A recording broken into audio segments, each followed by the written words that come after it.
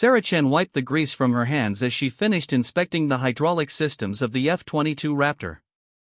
The morning sun cast long shadows across the tarmac at Nellis Air Force Base, and the Nevada heat was already building despite the early hour.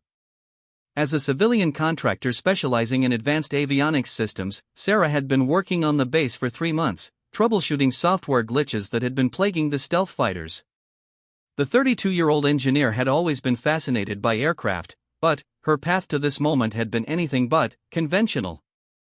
Growing up in a small town in Oregon, Sarah had dreamed of becoming a pilot, but financial constraints had forced her to pursue engineering instead. She had excelled in her studies, earning degrees in aerospace engineering and computer science, which eventually led to her current position with Lockheed Martin. What nobody at the base knew was that Sarah had a secret. During her college years, she had worked part-time at a small airfield, initially just to pay the bills. The owner, a retired Air Force colonel named Jim Morrison, had taken a liking to the determined young woman. When he discovered her passion for flying, he had offered her free flight lessons in exchange for helping with maintenance work. Sarah had proven to be a natural pilot. She had an intuitive understanding of aircraft dynamics and an almost supernatural ability to feel what the plane needed. Within 6 months, she had earned her private pilot's license. Within a year, she was flying aerobatic routines that left experienced pilots shaking their heads in amazement. Colonel Morrison had pushed her to pursue military aviation, but Sarah's family situation had made that impossible.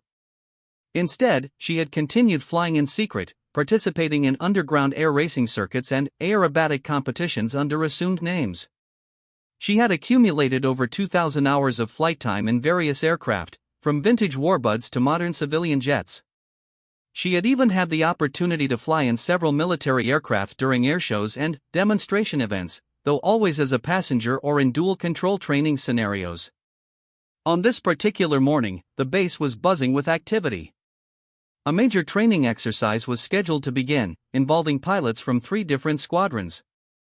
Sarah watched as the pilots went through their pre-flight briefings, feeling a familiar pang of longing. She had always wondered what it would feel like to push one of these incredible machines to its limits. The morning routine was interrupted by the wail of emergency sirens. Sarah looked up from her diagnostic equipment to see personnel running across the tarmac. Over the base's public address system, a voice crackled with urgency: "Emergency scramble.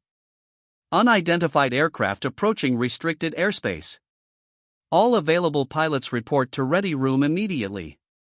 Sarah continued her work, accustomed to the occasional emergency drills and scrambles that were part of life on a military base. However, this time felt different. The urgency in the voices around her was real, and she could see genuine concern on the faces of the ground crew. 20 minutes later, the situation had escalated dramatically. Sarah watched as 2 F-22s taxied to the runway, their engines screaming to life. But something was wrong. She could see animated discussions between ground crew members, and several officers were speaking rapidly into radio headsets. Captain Mike Rodriguez, one of the pilots she had worked with on system diagnostics, came running across the tarmac toward the 3rd F-22. His face was pale, and his movements seemed unsteady. As he approached his aircraft, Sarah could see that something was seriously wrong.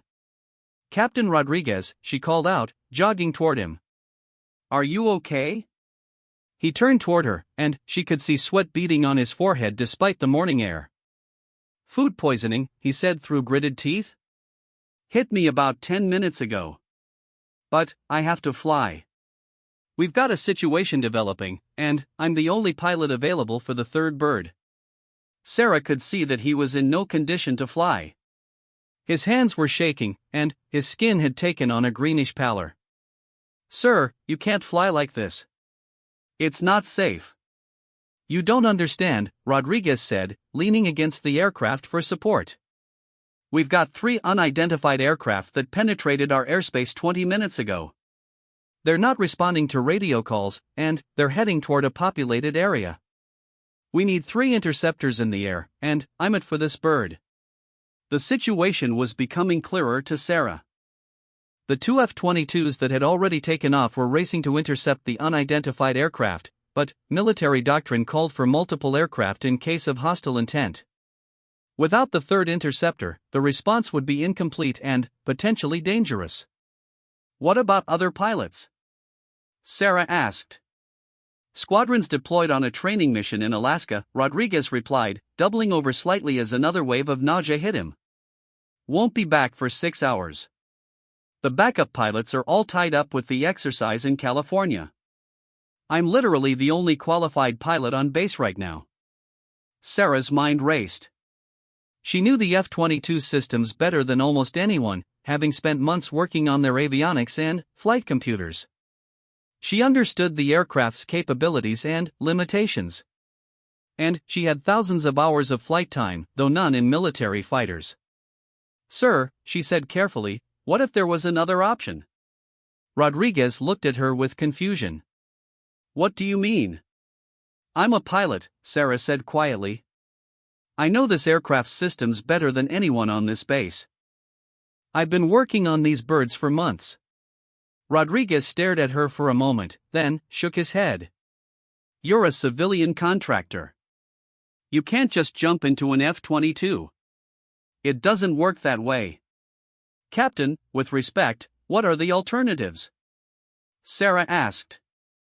You're in no condition to fly. The other pilots aren't available. And, every minute we waste, those unidentified aircraft get closer to populated areas. Rodriguez was quiet for a moment, considering the impossible situation. Around them, ground crew members were looking increasingly anxious. The radio chatter from the command center was becoming more urgent. Even if I wanted to consider it, Rodriguez said finally, I don't have the authority to authorize a civilian to fly a military aircraft. The paperwork alone would take hours, and we don't have hours.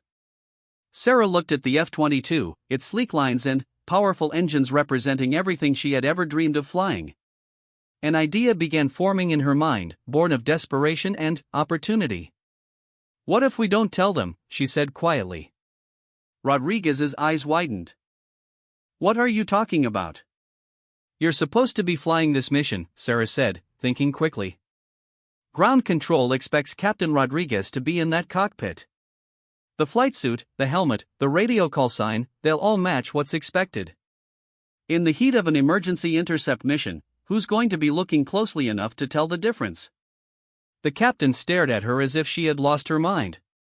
You're talking about impersonating a military officer and flying a $150 million aircraft without authorization. That's about 15 different felonies. Captain, Sarah said urgently, those unidentified aircraft could be hostile. They could be carrying weapons, or they could be planning to crash into buildings. Every second we delay puts innocent people at risk. Sometimes you have to make impossible choices. Rodriguez was wavering.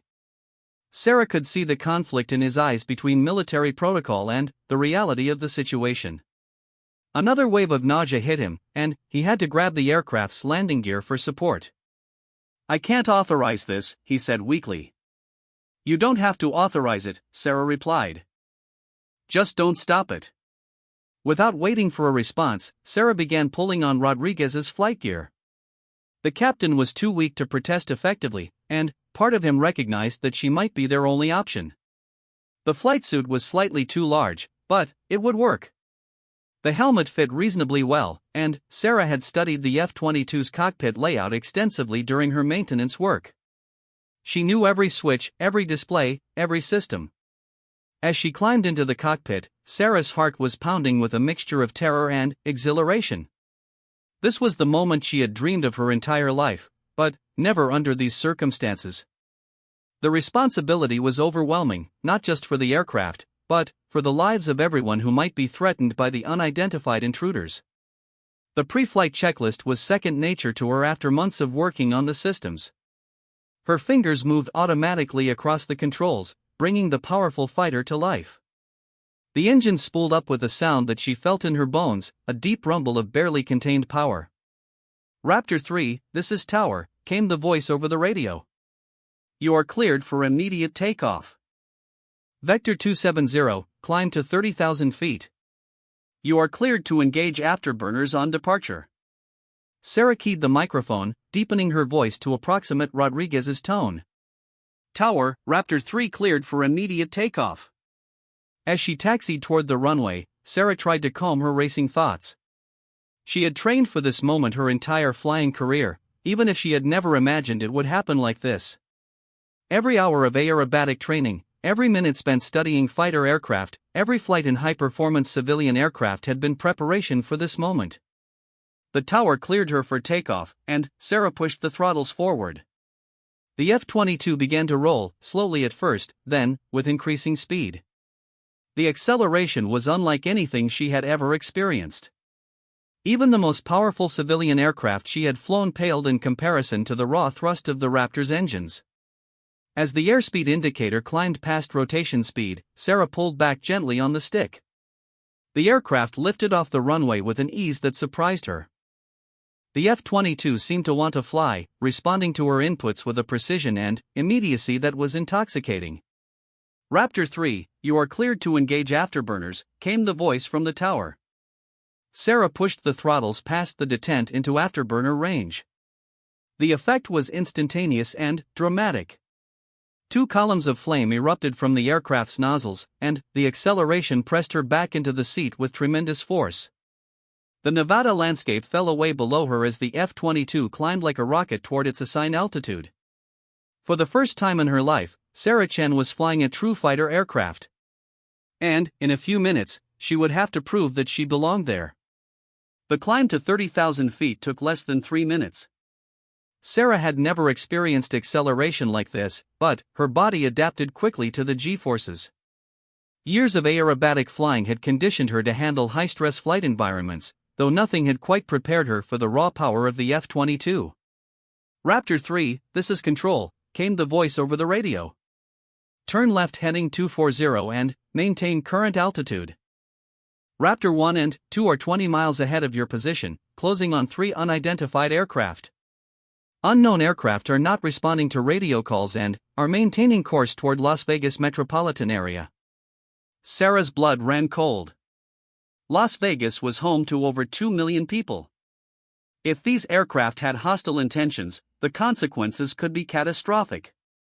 She banked the F-22 to the new heading, feeling the aircraft respond instantly to her input.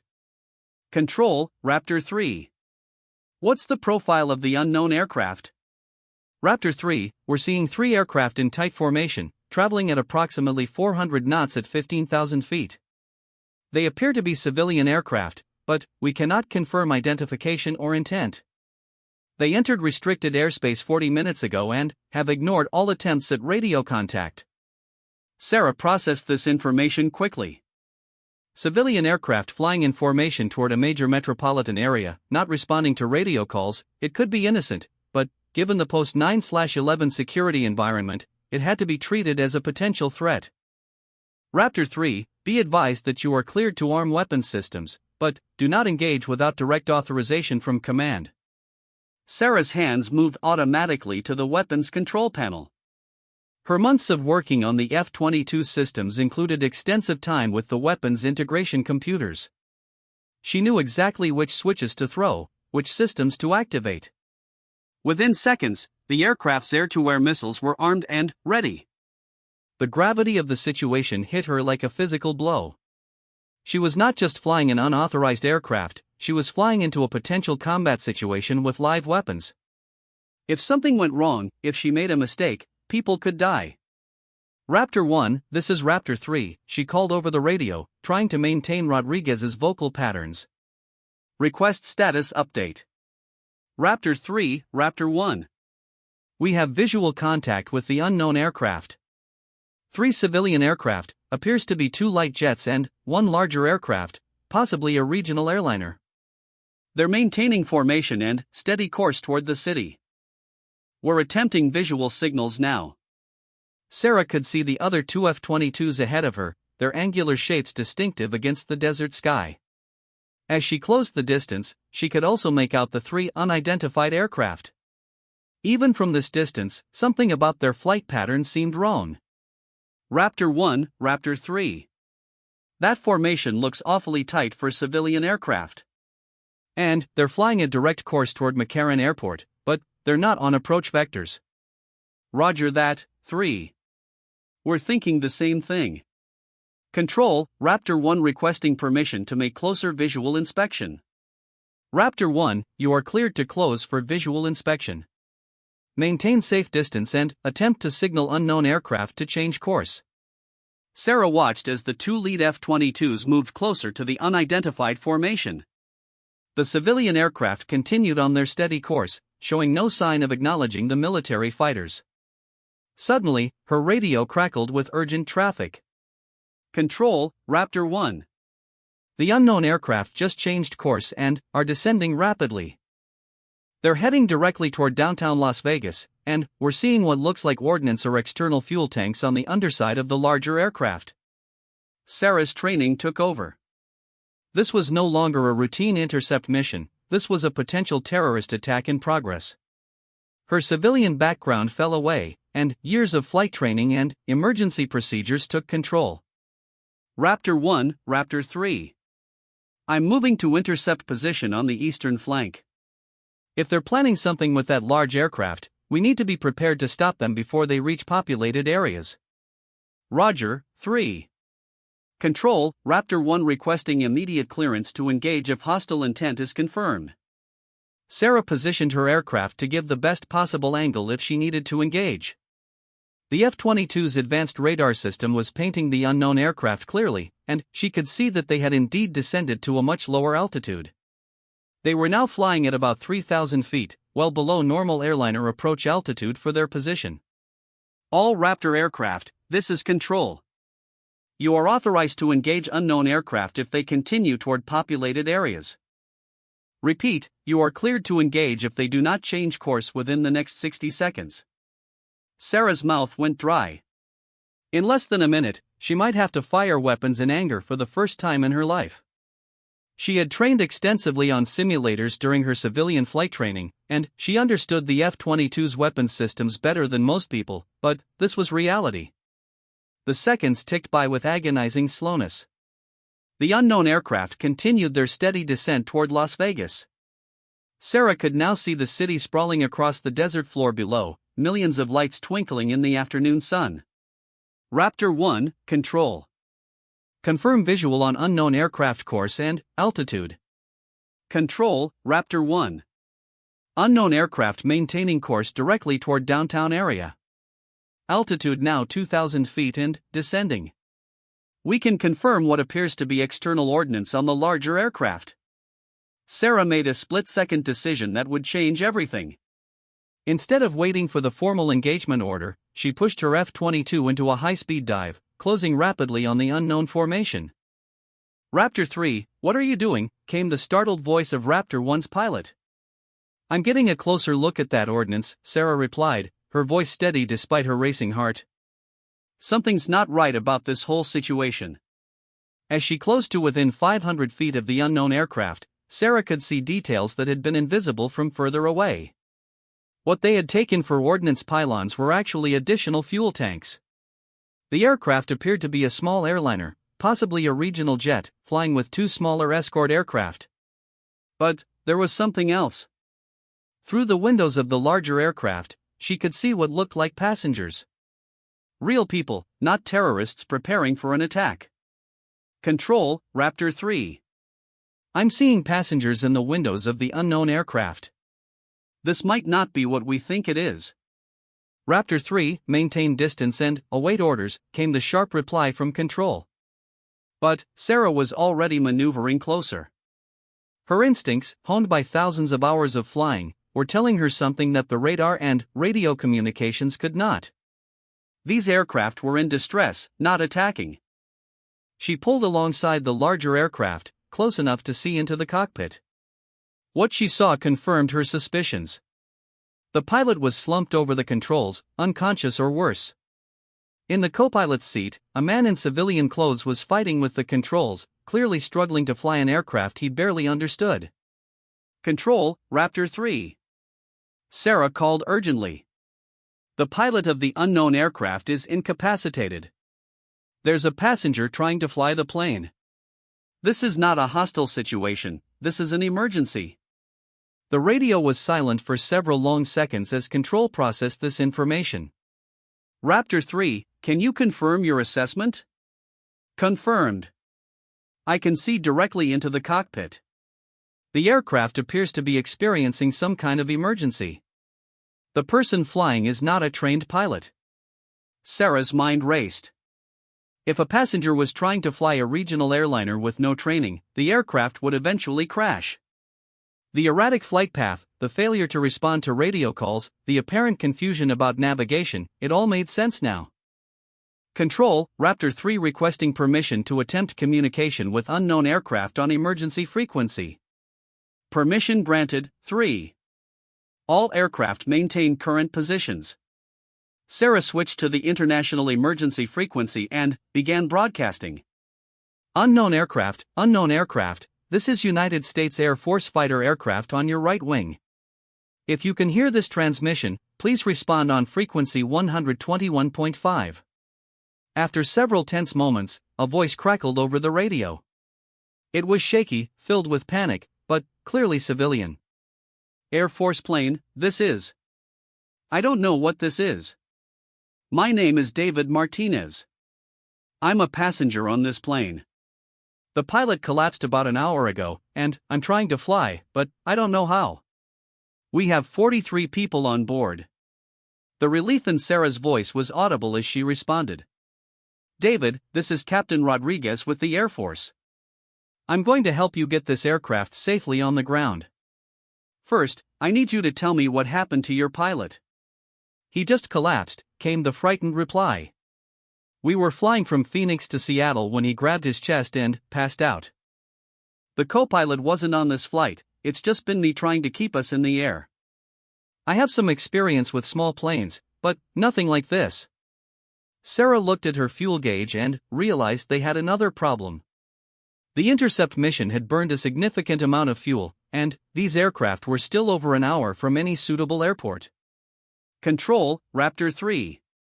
We have a passenger with limited flight experience attempting to pilot a regional airliner with 43 people on board. The aircraft needs immediate guidance to the nearest airport, and we need medical personnel standing by for the pilot. Roger, Raptor 3. Las Vegas McCarran is clearing emergency runways now.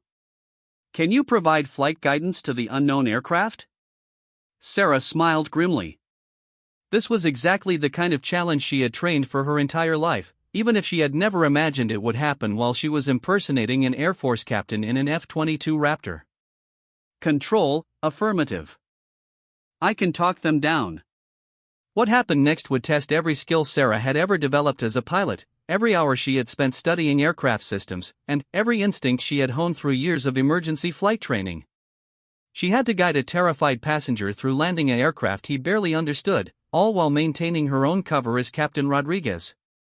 The lives of 43 people depended on her ability to do something she had never done before, using skills she wasn't supposed to have, in an aircraft she was never authorized to fly. For the next 40 minutes, Sarah became something she had never been before, an air traffic controller, flight instructor, and guardian angel all rolled into one. Flying formation with the distressed airliner, she guided David Martinez through the complex process of flying an aircraft he had no business being able to control. David, I need you to look at the instrument panel and find the autopilot controls, Sarah instructed, keeping her voice calm and reassuring. There should be a panel with several buttons, probably labeled AP or Auto. I think I found it, came the shaky reply. There are buttons that say HDG and Alt and something called App. Perfect. I want you to press the HDG button first. That will help the aircraft maintain its heading automatically. Sarah watched as the regional jet's flight path stabilized slightly. Martinez was a quick learner, and his basic knowledge of small aircraft was proving invaluable. But they still faced the enormous challenge of getting the aircraft safely on the ground. Control, Raptor 3, Sarah called. What's the status on McCarran runway preparation? Raptor 3, McCarran has cleared runway 08L and has emergency vehicles standing by. Medical personnel are prepared for the incapacitated pilot. Weather is clear, winds calm. The aircraft will need to descend to pattern altitude and configure for landing. Sarah knew that landing configuration was going to be the most dangerous part of the entire emergency. David would have to deploy landing gear, adjust flap settings, and manage power settings while bringing the aircraft down at precisely the right speed and angle. "David, we're going to start descending toward Las Vegas Airport," Sarah said. "I'm going to talk you through every step, and you're going to do exactly what I say, when I say it." "Do you understand?" "Yes, I understand," Martinez replied, his voice steadier now that he had help. "First, I need you to find the throttle controls. They should be in the center console between the pilot seats." "I see them. 2 large levers." "Good. I want you to pull both levers back slowly until the engines get quieter. Not all the way, just until you hear the power decrease." Sarah watched as the regional jet began a gentle descent. Martinez was handling the controls better than many student pilots she had observed during her civilian flight training. "Control, Raptor 3. Unknown aircraft is beginning descent. Estimate 15 minutes to pattern altitude." As they descended, Sarah noticed something that made her heart skip a beat. Her own fuel gauge was showing critically low levels. The high-speed intercept and 40 minutes of formation flying had consumed more fuel than she had anticipated. "Raptor 1, Raptor 3. I'm showing low fuel. I may need to return to base soon." "Negative, Raptor 3, came the reply from Raptor 1's pilot. "You stay with that aircraft. We'll escort you both to McCarran if necessary." Sarah realized that her fuel situation was about to expose her deception. When she landed at McCarran instead of returning to Nellis, there would be questions. Air Force pilots didn't typically land at civilian airports without prior authorization, especially during emergency situations. But that was a problem for later. Right now, 43 people were depending on her to get them safely on the ground. "David, we're going to start configuring the aircraft for landing. Look for controls labeled gear and flaps." "I found them," Martinez replied. "There's a lever that says gear and some switches with numbers for the flaps." "Do not touch them yet," Sarah said urgently. "We need to slow down first and get lined up with the runway. Right now, just concentrate on following my aircraft." Sarah began a wide turn toward McCarran Airport, flying just ahead of the regional jet to provide Martinez with a visual reference. The civilian airport was clearing all other traffic, and she could see emergency vehicles lining the runway. "Control, this is Raptor 3. Request permission to land at McCarran Airport. I'm critically low on fuel and cannot return to base." There was a pause before Control responded. "Raptor 3, permission granted for emergency landing at McCarran. Be advised that your landing will require post-flight debriefing with Base Command." Sarah smiled grimly. There was definitely going to be a post-flight debriefing, but probably not the kind that Control was anticipating. "David, we're about to begin the final approach. This is the most critical part. I need you to listen carefully and do exactly what I tell you." "Ready," Martinez replied, his voice tight with concentration. "First, lower the landing gear. Pull the gear lever down until you hear a sound like machinery moving." Sarah watched as 3 gear doors opened on the regional jet and the landing gear extended. A few moments later, 3 green lights appeared on the aircraft's panel, confirming that the gear was down and locked. "Gear is down," Martinez reported. "I can see green lights." "Excellent. Now we need to deploy the flaps. Move the flap selector to the first position, that should be labeled as 5 or 10 degrees. The aircraft's flaps began to extend, changing the wing's configuration for slower flight. Sarah could see that Martinez was managing the controls well, but the most difficult part was yet to come. "David, I need you to reduce power again, but very gradually.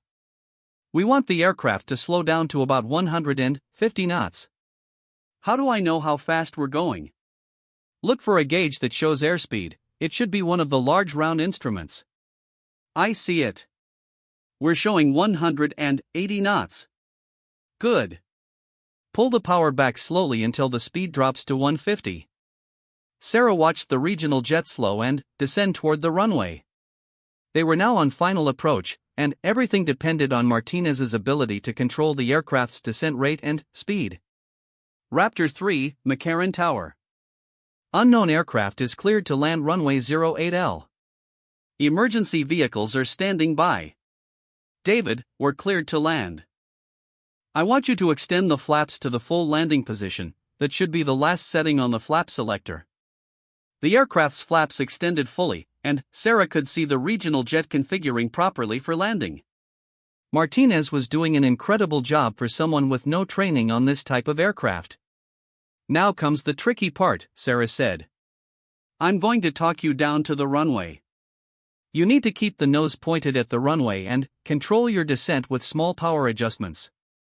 The next 5 minutes were the longest of Sarah's life. She flew alongside the regional jet, calling out altitude and speed corrections, guiding Martinez through the complex process of landing an aircraft he had no business being able to fly. 500 feet, looking good. 400 feet, reduce power slightly. 300 feet, perfect descent rate. 200 feet, hold what you've got. The runway rushed up to meet them. Sarah held her breath as the regional jet crossed the runway threshold and began to flare for landing. 50 feet, start pulling back on the yoke. 20 feet, keep pulling back. 10 feet. The regional jet touched down on the runway with a slight bounce, but Martinez managed to keep it under control. The aircraft rolled down the runway as emergency vehicles raced alongside. David, you did it. Sarah called over the radio.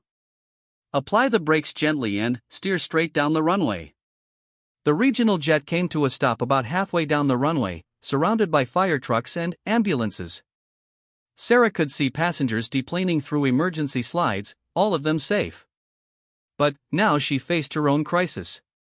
Her F-22 was running on fumes, and she had to land at a civilian airport where her unauthorized presence would be immediately noticed. Sarah brought the F-22 around for her own landing, knowing that this touchdown would end her flying career and probably result in serious legal consequences. But, as she touched down on the runway and saw the 43 people she had just helped save, she knew it had been worth it. Emergency vehicles surrounded her aircraft as she shut down the engines. Through the canopy, she could see airport security, federal agents, and what appeared to be Air Force personnel approaching her aircraft. As Sarah climbed out of the cockpit, she was immediately surrounded by officials. An Air Force colonel stepped forward, his expression a mixture of confusion and anger. "Captain Rodriguez," he said sternly, "you have some explaining to do. First, why are you landing at a civilian airport? Second, why didn't you return to base when ordered? And, third..." He paused, looking closely at her face. "Who the hell are you?" Sarah removed her helmet, letting her hair fall to her shoulders. The reaction was immediate. Security personnel reached for their weapons, and the Air Force colonel stepped back in shock. "My name is Sarah Chen," she said calmly. "I'm a civilian contractor with Lockheed Martin. Captain Rodriguez was incapacitated by food poisoning, and I took his place to respond to what we thought was a terrorist threat." The colonel stared at her in disbelief.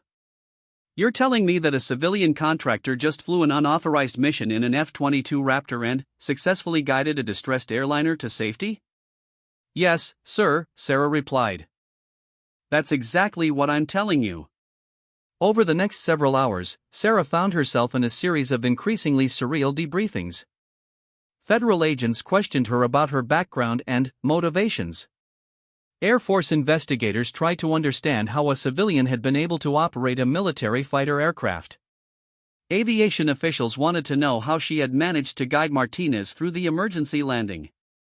The story that emerged was remarkable. David Martinez, it turned out, was a retired airline mechanic with a private pilot's license who had been flying on the aircraft as a passenger when the pilot suffered a massive heart attack. His basic flying knowledge, combined with Sarah's expert guidance, had saved 43 lives. But Sarah's story was even more extraordinary. The investigation revealed her extensive flight experience and her deep knowledge of aircraft systems. Colonel Morrison, her old flight instructor, was contacted and confirmed her exceptional flying abilities. 3 weeks later, Sarah found herself standing in the Pentagon, facing a panel of senior Air Force officials. The charges against her were serious: unauthorized use of a military aircraft, impersonation of an officer, violation of restricted airspace regulations, and a dozen other infractions. But there was another side to the story. The 43 people on that aircraft were alive because of her actions. The pilot, who had suffered a severe heart attack, had been successfully treated and was expected to make a full recovery. David Martinez had become a national hero, and he had publicly credited Sarah with saving everyone on board. General Patricia Williams, the Air Force Chief of Staff, looked across the table at Sarah with an expression that was difficult to read. "Miss Chen," she said finally, "what you did was completely unauthorized and violated numerous regulations. Under normal circumstances, you would be facing federal charges and significant prison time." Sarah nodded, accepting whatever consequences were coming. However, the general continued, "The results of your actions speak for themselves. You saved 43 civilian lives and prevented what could have been a catastrophic accident. More importantly, you demonstrated flying skills and judgment that are exceptional even by our standards." The general paused, looking down at a file folder in front of her. "The Air Force has a problem, Ms. Chen. We need pilots with your level of skill and judgment. We need people who can think on their feet and make impossible decisions under pressure. We need people who put mission success and saving lives ahead of their own personal safety." Sarah looked up, not sure where this was heading. "I'm authorized to make you an offer," General Williams said. "Direct commission as a captain in the United States Air Force, with assignment to our test pilot program. You would undergo accelerated military training and formal flight instruction on military aircraft. Your civilian engineering background and your demonstrated flying ability make you an ideal candidate for our most advanced programs." Sarah stared at the general in shock. She had expected prison, not a job offer. "There are conditions," the general continued. "This offer is contingent on your successful completion of military training and formal acceptance into our pilot program. You would be required to serve a minimum of 8 years active duty. And this entire incident would be classified at the highest levels." Sarah looked around the room at the assembled officials. 6 months ago, she had been a civilian contractor working on aircraft systems. Now she was being offered the opportunity to become the military pilot she had always dreamed of being. "General," she said finally, "I accept." 2 years later, Major Sarah Chen stood on the flight line at Edwards Air Force Base, watching the sunset paint the desert sky in brilliant colors. Beside her sat an experimental aircraft that existed only in the imagination of aerospace engineers just a few years before. She had completed her military training with honors and had been selected for the Air Force's most elite test pilot program. Her combination of engineering knowledge and exceptional flying skills had made her invaluable in developing the next generation of military aircraft. The emergency that had put her in the F-22's cockpit had changed her life forever. She had gone from working on aircraft to flying them professionally, from dreaming about military aviation to living it every day.